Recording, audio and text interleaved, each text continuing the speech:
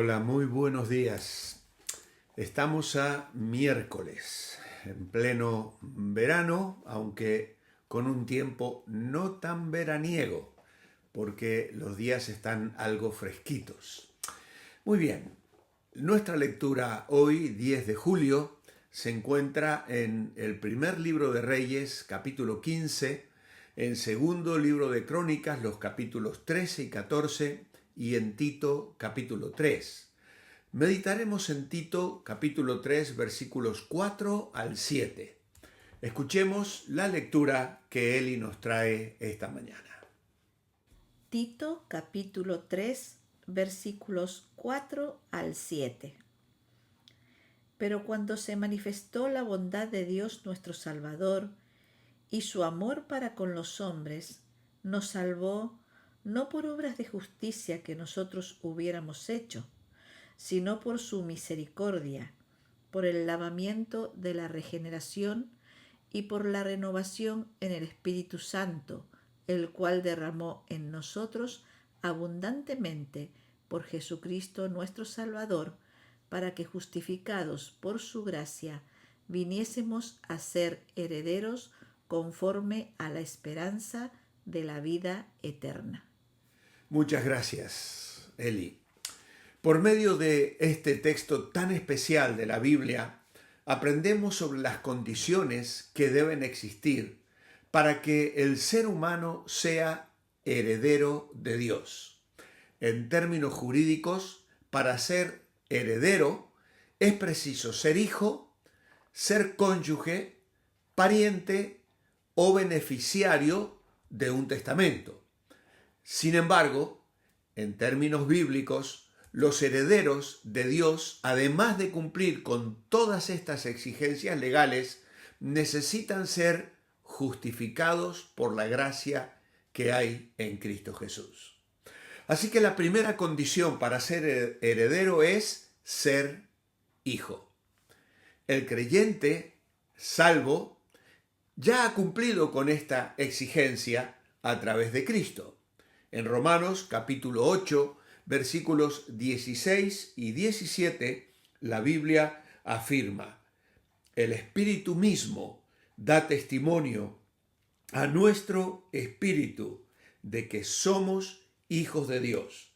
Y si hijos, también herederos, herederos de Dios y coherederos con Cristo, si es que padecemos juntamente con Él, para que juntamente con Él seamos glorificados. Jesús habló de un nuevo nacimiento cuando Nicodemo vino a encontrarse con Él. Aquellos que hemos puesto nuestra confianza en Cristo, hemos nacido del Espíritu. Y ese Espíritu da testimonio a nuestro espíritu de que somos hijos de Dios, herederos, coherederos juntamente con Cristo. Así que la primera condición es ser hijo de Dios. Y aquí tenemos que aclarar, porque a veces las personas creen que todas las criaturas son hijos de Dios. Pero la Biblia dice que hijos de Dios son aquellos que han nacido espiritualmente, engendrados por obra de la fe y del Espíritu Santo que opera en el interior de la persona para alumbrar su mente de modo que ponga su confianza en Jesucristo como su Salvador personal. No todo ser humano es un hijo de Dios.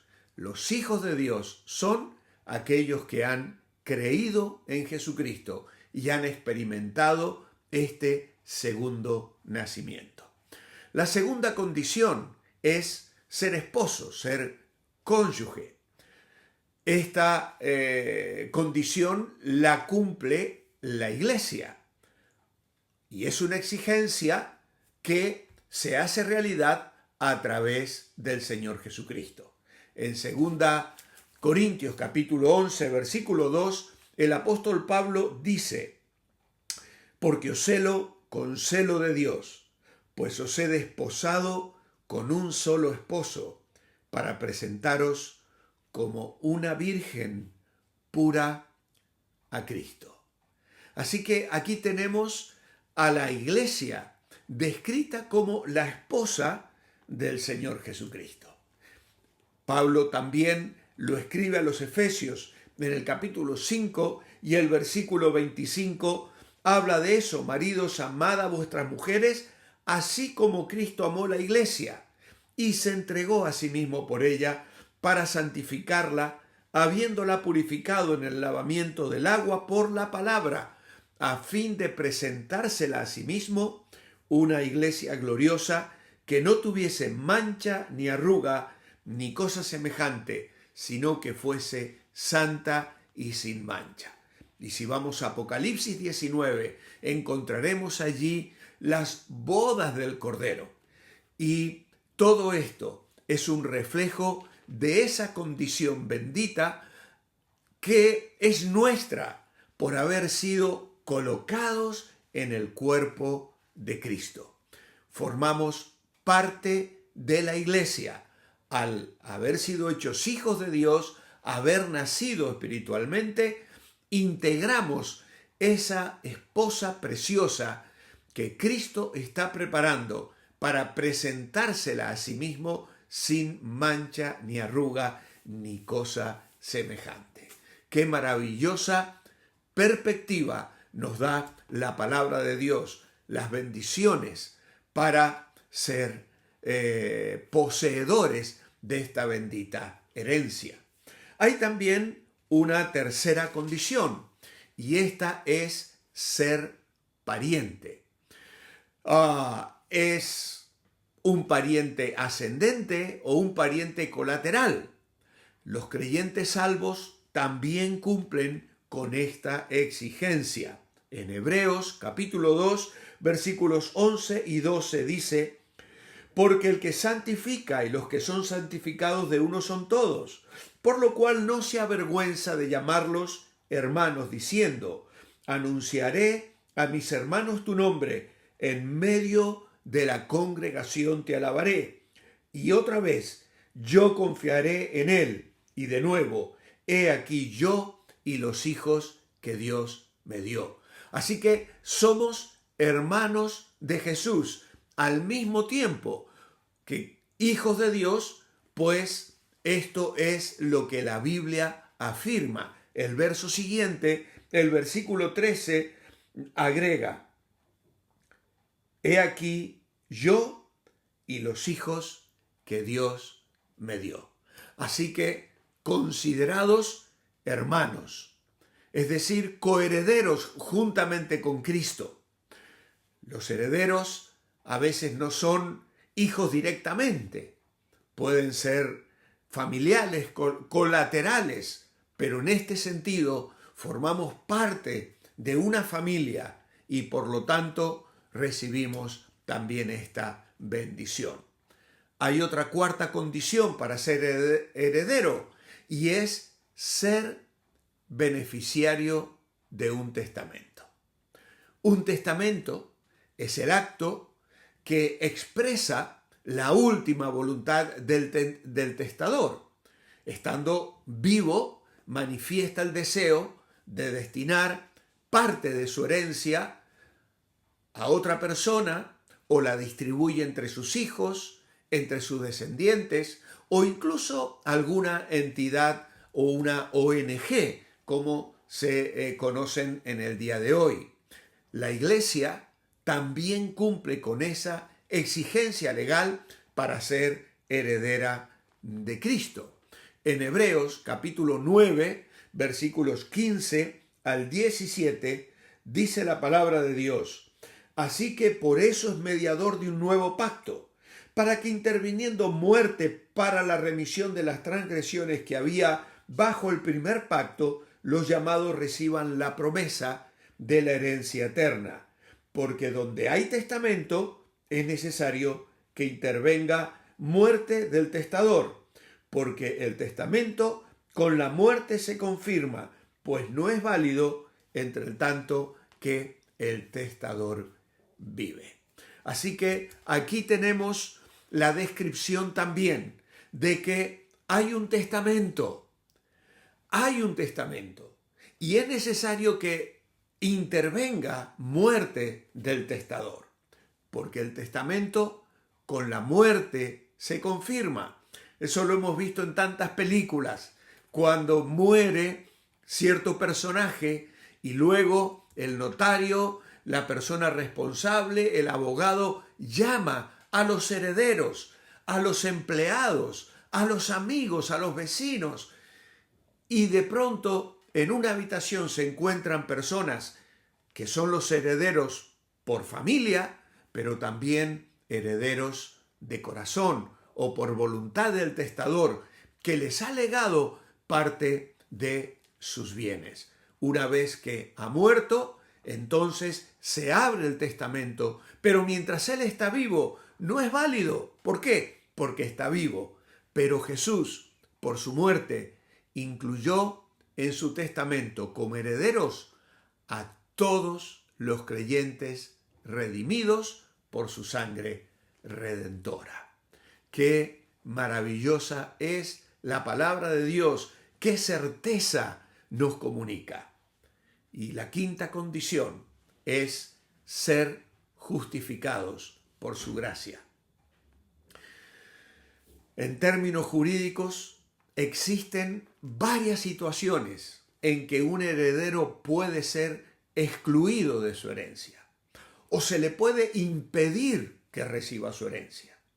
Una de ellas, por ejemplo, es si el heredero cometió alguna transgresión o violación contra el autor de la herencia.